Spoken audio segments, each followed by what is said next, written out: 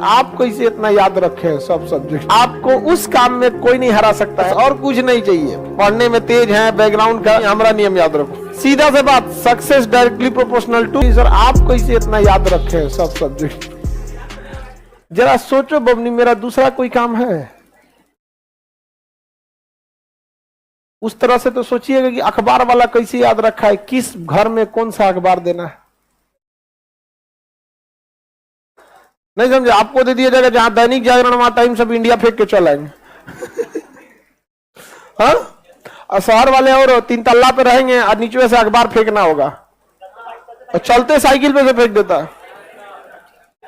हम आप दवाई की दुकान वाले को देखिएगा, वो कुछ कुछ हेल्पर को रखे रहता है। वो बहुत ज्यादा पढ़ा होगा या नहीं होगा कोई ठीक नहीं। कई तो हमारे यहाँ एक दवाई है, इतना पुराना दवाई का दुकान है जिसका हेल्पर है, पढ़ा लिखा नहीं है, लेकिन कोनो दवाई मांगिए खोज देगा तुरंत फटाक से। वो अल्फाबेटिकली सजा के रखे हैं सब, ए से इधर, बी से इधर, सी से इधर, अल्फाबेटिक अपना सजा के रखे रहते हैं, अपना जो भी उनका तरीका होगा। धोबी को देखिएगा उस हिसाब से, तो आपको कपड़ा दे दीजिएगा एक दिन में 500, कौन कपड़ा किधर है ले जाके पहुंचा देंगे, एक और लहंगा उनने मार हो जाएगा।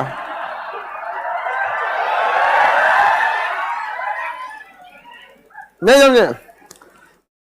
आपको उस काम में कोई नहीं हरा सकता है जिसको आप सबसे ज्यादा समय देते हैं। सफलता केवल समय मांगती है, जिसे आप लोग फोन पे दे देते हैं।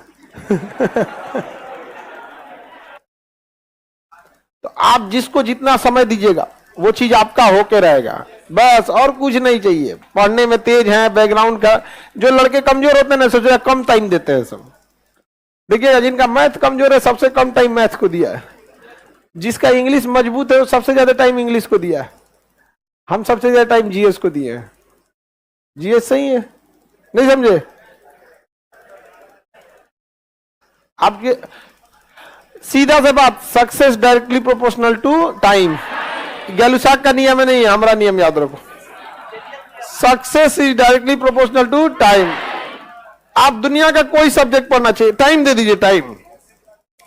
वो चीज आपका नहीं होगा तो आप कहिएगा। आपको फारसी सीखना है, टाइम दीजिए, फारसी सीख जाएंगे। हाँ, हम लोग के साथ एक लड़का था, उर्दू लिखता है कि मुसलमान लोग फेल हो जाएंगे।